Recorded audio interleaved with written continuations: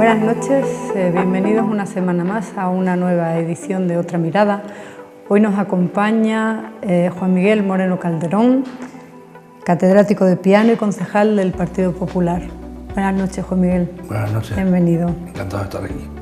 Encantado de tenerle. ¿Qué hace un músico profesional de gran recorrido académico como usted metido en política? Bueno, yo creo que el compromiso político es inherente a las personas, a los ciudadanos, ¿no? Todo el mundo lo que quiere es lo mejor para su país, para su ciudad, en fin, para la sociedad en la que vive.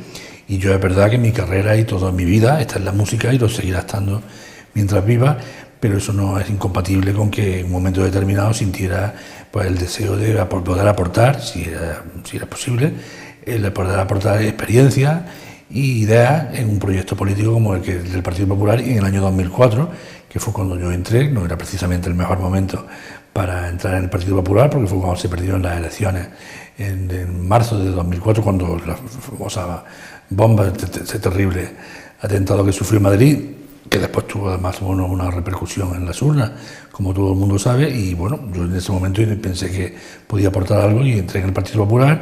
Después quizás la amistad con José Antonio Nieto, pues bueno, pues me hizo ir tomando un compromiso cada día mayor o más intenso, como el que he tenido en estos años, primero como teniente alcalde de Cultura y ahora como concejal en la oposición con el Grupo Popular.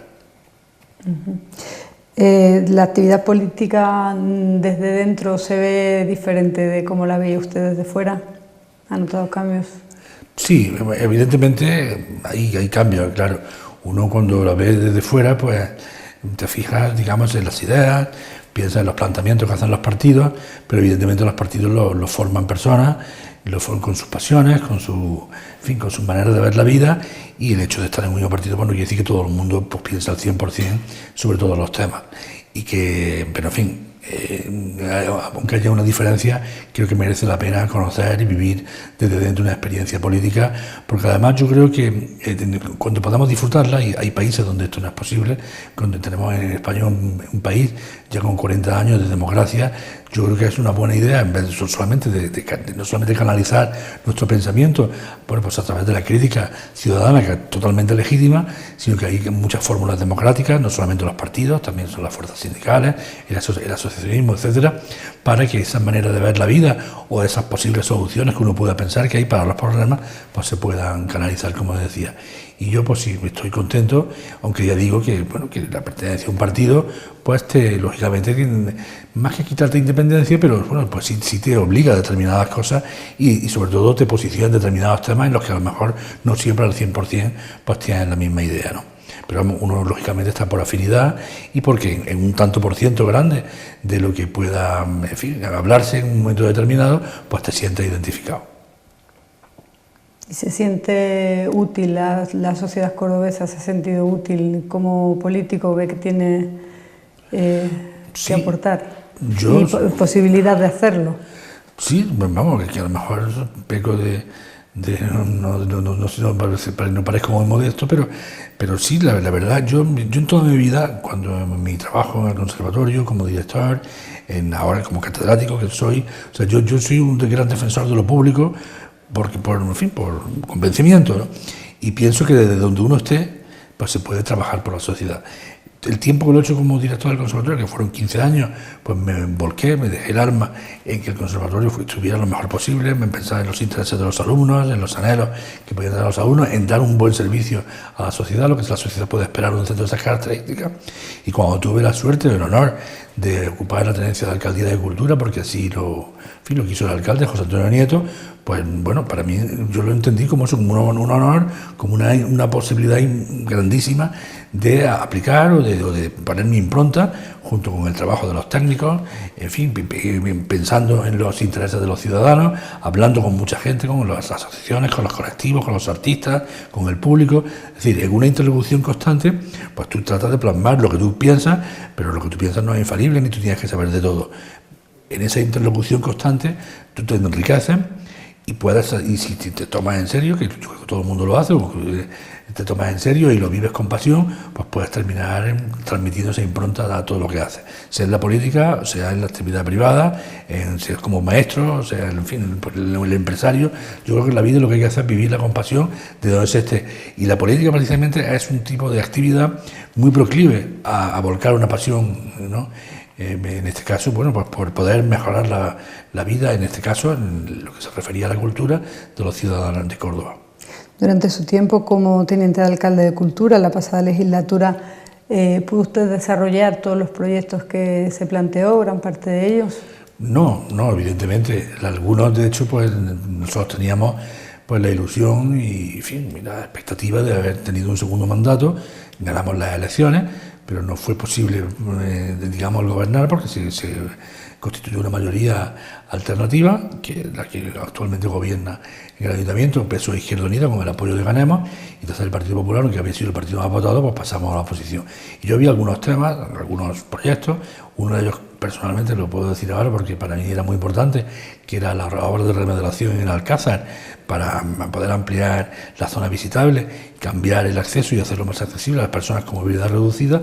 Pues es un gran proyecto para este segundo mandato, que afortunadamente, y me siento contento por ello, el actual gobierno pues lo está manteniendo y lo está desarrollando. Y como eso, pues podría decir muchas más cosas que empiezan, pero que tienen un desarrollo y que, bueno, en 4 años pues no da tiempo. Pero sí tuve oportunidad de hacer muchas cosas de las que quería.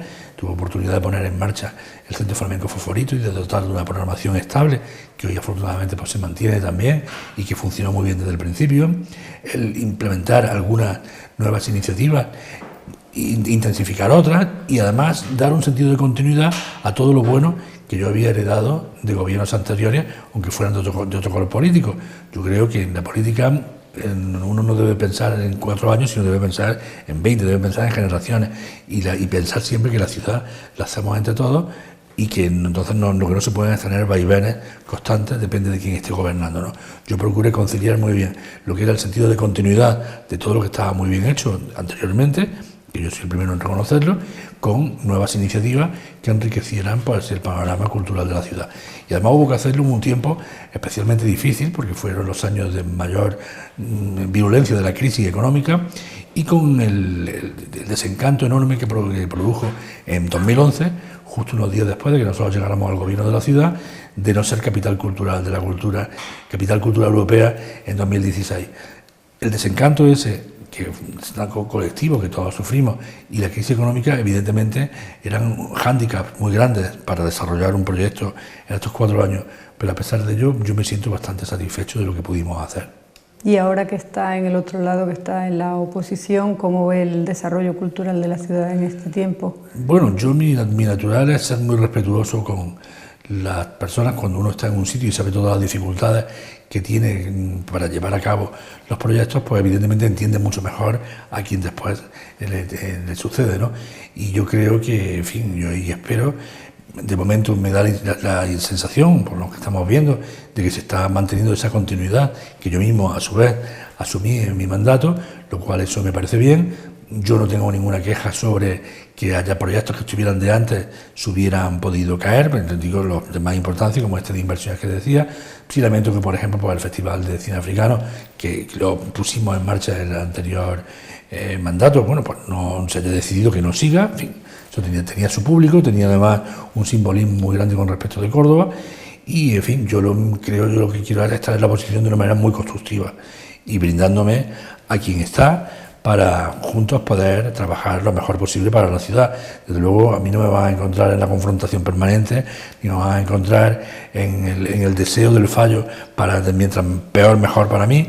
No, al contrario, yo soy de Córdoba, mis hijas son de Córdoba, y yo lo que quiero es la Córdoba mejor posible. Si además podemos gobernar nosotros, pues muchísimo mejor. Pero si, en fin, ha habido un pacto y ahora toca que gobiernen otros, pues vamos a desear que sea lo mejor posible para que la ciudad avance y nosotros trabajemos también desde la oposición para en 2019 merecer la confianza de los ciudadanos. Claro, hay que intentar sumar más que restar, ¿verdad? Hay que hacerlo siempre y además cuando uno se fija en otros países, a mí cuando veo el enconamiento que hay muchas veces en la política nacional, Me da mucha pena porque veo otros ejemplos de Francia, de Estados Unidos, donde en fin, hay un tiempo electoral, hay un tiempo de confrontación, un tiempo de debate, pero en el momento en el que, digamos, una legislatura pues, tiene que echar a andar, como es la que en España tenemos recién iniciada, pues uno lo que espera es que haya altura de mira. Si todo fuera una idea de bloqueo, de intentar ver por dónde podemos hacer más difícil el camino al gobierno, pues entonces ni el país avanzaría, ni avanzarían las ciudades y todo sería una cosa caótica. Yo creo que hay que tener convicciones democráticas profundas, luchar denodadamente por alcanzar el gobierno, porque eso es lo legítimo cuando se está en un partido, cuando se está en un proyecto político, pero también hay que saber estar en la oposición con nobleza, con altura de mira y sobre todo pensando siempre en los ciudadanos, que eso es lo primordial, eso es lo que tenemos que tener grabado en todo momento. Que estemos donde estemos, en el gobierno o en la oposición. O en la oposición. Concurso Nacional de Arte Flamenco, Festival de la Guitarra como poética, ¿cómo ve la ciudad culturalmente hablando? Bueno, todos esos son proyectos que llevan mucho tiempo. El Concurso Nacional del Flamenco, por ejemplo, este año ahora se conmemora, en la edición de este año se conmemora 60 años de historia, por tanto, fíjate. Sí, ahí estamos por encima de gobierno. De gobierno y de todo. El Festival de la Guitarra tiene 35. Como poética lleva, es decir, distintos gobiernos de distintos colores, pues han ido manteniendo, aportando, como digo, pues, muchas veces innovaciones o algunas medidas que pudieran ser novedosas, pero siempre con la idea de dar una continuidad, de que sean proyectos que prestigien a Córdoba, que la proyecten como una ciudad cultural, y eso unido a que haya una programación pues, digamos, habitual en la ciudad, en pequeño y medio formato, que pueda extender a todo el territorio y que pueda hacerla accesible a todo el mundo. Yo creo que en ese equilibrio entre los grandes eventos y esa programación estable y permanente y además lo más expandida posible, pues yo creo que está un poco el éxito de que una ciudad tome una identidad cultural interesante, ¿no? Claro, últimamente se habla también mucho de la presencia de un turismo muy cultural, de una oferta turística más orientada a la cultura y más dotada de contenidos. ¿Estaría Córdoba quizás en ese circuito? Bueno, evidentemente la gente que viene a Córdoba, y Córdoba es una ciudad que tiene unos datos de turismo extraordinarios, de visitas, nos falta mejorar en lo que se refiere a pernoctaciones. Evidentemente la gente viene a Córdoba por el capital simbólico y patrimonial que tiene la ciudad. Por tanto, tengo muy claro que la cultura o la política cultural no se puede construir en función del turismo, pero sí es verdad que tiene que haber una relación armoniosa, o sea, inteligente, sería la palabra, entre cultura, patrimonio y turismo. Creo que hay que hacerlo sabiendo dar una buena política cultural, sabiendo dar un tratamiento patrimonial bueno digamos, a ese legado que hemos recibido otras generaciones. Podemos también incidir en que ese turismo que no nos visita por playa, pues no nos visita por deportes generalmente, aunque hay excepciones, nos visita fundamentalmente porque quiere conocer nuestros monumentos, quiere conocer esa importancia que tiene Córdoba en la historia de la cultura. Entonces yo creo que un eje vertebrador de la ciudad tiene que ser, gobierne quien gobierne, ese trinomio que decía antes de cultura, patrimonio y turismo. Claro. ¿Y los cordobeses son conformistas culturalmente o considera usted que es una ciudad inquieta? Bueno, yo creo que los cordobeses en la carrera hacia la capitalidad, yo creo que ha sido, yo no recuerdo otra cosa que haya unido más a la ciudad por encima de banderías políticas o ideológicas o partidarias, que aquella carrera hacia la capitalidad. Por eso fue muy triste cuando a finales de junio de 2011 pues no salimos elegidos, cuando teníamos muchas posibilidades, sobre todo cuando además yo creo que la ciudad lo necesitaba, ¿no? Como sabe todo el mundo, se designó San Sebastián. Y yo creo que sí que había, y sobre todo hay una cosa que me gusta decirla, sobre todo para las personas que son un poco pesimistas o negativas. Los que tenemos ya vamos cumpliendo un poco años, pues sabemos cómo era Córdoba culturalmente hablando hace 30 años y cómo ha ido desarrollándose. Evidentemente en épocas de bonanza económica, hay épocas mejores, hay épocas de mayores liderazgos, todo eso podemos hablarlo, pero evidentemente el cambio de Córdoba como de las demás ciudades en lo que es la España democrática, pues es muy grande. Entonces yo creo que eso tenemos que valorarlo sin por ello perder un sentido crítico que nos haga y seguir mejorando, ¿no? Quizás en 2016, y esto sí es una crítica política, pues se podía haber aprovechado mejor, aunque no fuéramos capital cultural, para haber sido un año que hubiera sido un gran revulsivo para la cultura. No ha sido así, ha sido un año más, ¿no? En fin, esto podía haberse pensado de otra manera, pero bueno, no me corresponde a mí el decidirlo. Nosotros desde el Grupo Popular lo pedimos, es verdad, a final de año, que 2016 tuviera unos caracteres sobresalientes en el tema de la cultura, con grandes proyectos, sobre todo que se pudieran replantear muchas cosas, ponerlas al día, y no ha sido así. Yo espero que en los próximos años pues sí vayamos no solamente manteniendo lo que tenemos, sumando nuevas iniciativas y sobre todo consiguiendo que haya cada vez un mayor grado de implicación de la ciudadanía en lo que es el proyecto cultural de la ciudad. ¿Qué proyecto replantearían ustedes? Bueno, yo creo que lo que tenemos que... hay una primera cosa, por ejemplo, que es muy importante, que es que los grandes iconos culturales de la ciudad, como Poética, el Festival de la Guitarra, como es el Concurso Nacional de Arte Flamenco, tengan un impacto más allá, digamos, de lo que pueda ser local. A mí me consta que, por ejemplo, el Festival de la Guitarra pues tiene una dimensión internacional, pero creo que una cosa que nos pasa en general en España, no un problema de Córdoba, es que, y eso tenemos un poco que copiar un poco a los americanos, hay que tener, muchas veces hay que dotar de dinero, por eso no solamente tanto el valor de un producto como el marketing, que para ese producto llevarlo. Me estoy refiriendo más que en términos culturales, en términos de promoción de la ciudad.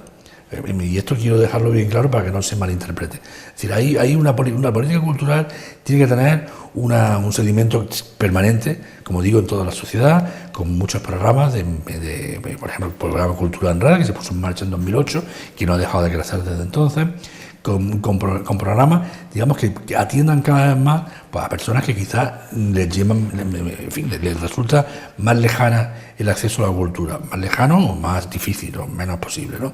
Eso hay que intentarlo. Pero por otro lado, la ciudad también necesita que esos grandes eventos que se producen tengan una repercusión que además nos prestigie como ciudad, ¿no? Entonces yo creo que esa es una cosa que merece pensarse. Yo en el tiempo que estuve de alcalde de Cultura era una preocupación que tenía, muy mediatizada evidentemente por las condiciones presupuestarias, porque estábamos en un año de virulencia de la crisis muy grande, como decía antes. Creo que es muy importante, nosotros lo empezamos a hacer al final del mandato, establecer una agenda cultural de la ciudad con todas las instituciones, que sirvan no solamente de promoción, sino para que los propios cordobeses sepamos constantemente y de una manera ordenada qué nos ofrece la ciudad. Y bueno, y ahí después los grandes eventos en sí mismos, el Festival de la Guitarra, como Poética, etcétera, son eventos que constantemente requieren de una vuelta, de una revisión, para ir actualizándolo y haciéndolo cada vez más atractivo, ¿no? El Festival de la Guitarra tiene ya 35 años, por poner un ejemplo, y de cómo empezó con Paco Peña en el año 81 a cómo está hoy ha cambiado mucho. Pero es verdad que sigue estando latente pues una idea de si debe ser un festival más generalista o más especialmente volcado en la guitarra. En fin, hay una serie de cuestiones que merecen la pena debatirse tranquilamente. Y bueno, yo creo que eso se va haciendo y lo seguiremos haciendo en el futuro, sin ninguna duda. Muy bien. Recientemente ha ingresado usted en la Real Academia de Ciencias, Bellas Letras y Nobles Artes, con un discurso en el que planteaba la disyuntiva entre música popular o culta, y que esta última muchas veces aprendió de la primera.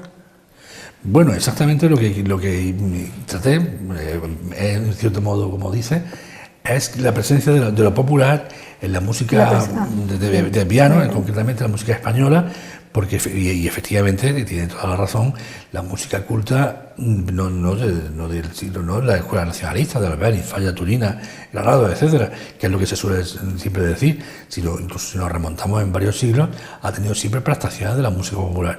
En mi discurso lo que yo quería poner de manifiesto es que no son cuestiones opuestas o antagónicas, sino que son cosas complementarias. Y que eso, que a mí no me gusta hablar de música culta, me gusta, en fin, pero sirve para entendernos, ¿no? A mí lo que quería era una reivindicación de la música popular y tradicional. Es decir, en un momento como el que vivimos ahora de la globalización, en el que hay una tendencia o hay una preocupación por no perder las identidades, yo creo que es bueno hacer una reivindicación de esa identidad, en este caso de una identidad española, de una variedad etnomusical muy grande, multiforme, muy diversa, y entonces yo, a través de una historia, digamos, entre el siglo XIX y XX, de grandes compositores, vascos, catalanes, manchegos, andaluces, levantinos, como tanto la idea de España como esa idea de diversidad cultural está presente también en la música. Eso es lo que yo quería trasladar precisamente como aportación en mi discurso de ingreso, ¿no? Y entonces, claro, parto en el siglo XIX, porque en toda Europa, no solamente en España, las revoluciones del 48, de 1848, generan una serie de movimientos nacionalistas o están muy interrelacionadas con movimientos nacionalistas. En España eso va a ser muy importante porque de alguna manera clausura un siglo, sobre todo en el último tercio, que había sido anteriormente bastante caótico, sobre todo en el reinado de Fernando VII, y entonces como esa crisis que sufre España con la pérdida de las colonias, un país que había sido un imperio y como cada vez va a menos, como los intelectuales del 98, que tienen su correlato en la música, dicen, no, vamos a reivindicar lo español, pero integrándolo en Europa. Es decir, entonces esa dialéctica entre nacionalismo y europeización es muy interesante y nos permite ver cómo para tú reivindicar tus raíces vas a lo popular, lógicamente. Y de eso trataba el discurso. Eso es algo que también estamos viendo ahora, como todos los nacionalismos se van apropiando de identificadores de identidades populares en cuestiones más políticas. Sí, lo que pasa es que, vamos a ver, hay un momento en el que podía tener un sentido, el que para que digamos, había de colonización en el 19, por ejemplo, en el que efectivamente los países que estaban sometidos a los grandes imperios trataran de reivindicar lo suyo para decir, no, es que mi identidad es esta, que no era el caso de España. En España el nacionalismo va por otros lados, pero los nacionalismos históricos que se dan sobre todo en Europa del Este, que tienen mucho que ver con los grandes imperios que iban en declive, el austrohúngaro, el ruso, etcétera, tienen un sentido. Hoy en día es muy lícito y muy legítimo y muy natural, como decía antes, en esa idea de globalización, el que uno quiera decir, no, mire usted, por mucho que estemos en una idea mucho más amplia, pero a mí me gusta seguir recordando por lo que eran canciones populares que cantaba mi abuela, y me gusta seguir bailando la sardana, y me gusta seguir hablando mi lengua, pues faltaría más. Por tanto, hay una parte nacionalista de identidad propia que es no solamente respetable, sino que yo la veo consustancial al individuo. O sea, yo comprendo que quien habla otra lengua, aparte del español, reivindique el que ha de hablarlo, porque es una cosa que está íntimamente ligada a nosotros. El que ha cantado unas canciones, el que ha hecho unos bailes, es decir, eso es otra cosa distinta, es llevarlo al extremo, o llevarlo a la situación de no querer ver que unidos se tiene más fuerza que separados. Entonces, yo creo que España, la España que se crea en la transición o que se diseña en la transición, es una España muy acertada porque permite que haya esa diversidad cultural, que haya esa diversidad de intereses, pero bajo la idea de una España única, de una España unida, ¿verdad? Y diversa. Y eso, es decir, una cosa no riñe con la otra. Claro. Quería hablarle de flamenco y de su peso dentro de la música. ¿Casan con la música clásica o son dos mundos completamente aislados? ¿Llegará un momento en que se unan? No, tienen fundamentos diferentes y unirse no se van a unir. Otra cosa es que se relacionen. Que se relacionen, quizás, sí, a eso me refería. Claro, y de hecho nosotros, estando yo de director, pues se puso flamenco en el conservatorio, que es el único conservatorio superior de España que tiene la especialidad de flamenco. O sea, fíjese si soy convencido de ello. Pero hay que tener dos cosas. Hoy en día vivimos, precisamente por esa globalización que hablábamos antes, muchos procesos de hibridación, de mestizaje. Como todo es mucho más accesible para todos conocemos más de todos, pues es más fácil que yo tome un poquito de aquí, un poquito de allí. Y eso, pues, no es ni bueno ni malo, es una parte, una expresión más de la época que nos ha tocado vivir. Pero eso no quita que haya, digamos, lo que entendíamos como música clásica, pues sigue una línea, el flamenco sigue la suya, y en muchos momentos se encuentren. Por ejemplo, uno de los compositores españoles, de clásico para entendernos, más vanguardistas de hoy en día y de los demás prestigios internacionales, como Mauricio Sotelo, pues es un compositor que una gran parte de su obra está bebiendo en las fuentes del flamenco. O sea, está haciendo compatible una cosa con otra.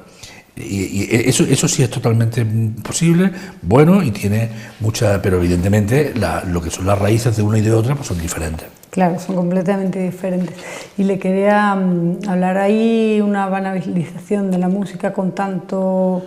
hay pérdida de nivel cultural, cuando en la sociedad la música clásica no está tan presente en los sistemas educativos, no se estudia tanto y se va a otro tipo de música, se pierde el nivel cultural de la ciudad, de la sociedad. Bueno, vamos a ver, yo creo que hay un fenómeno también en general, que no es de ahora, que es de mucho tiempo, que es confundir cultura con entretenimiento. O sea, la cultura tiene un peso en la historia, es decir, la literatura, la pintura, la música, es decir, están donde son lo que son, porque ha habido una serie de movimientos y de referentes, y un legado que está ahí y para el que quiera acercarse. Eso es incuestionable.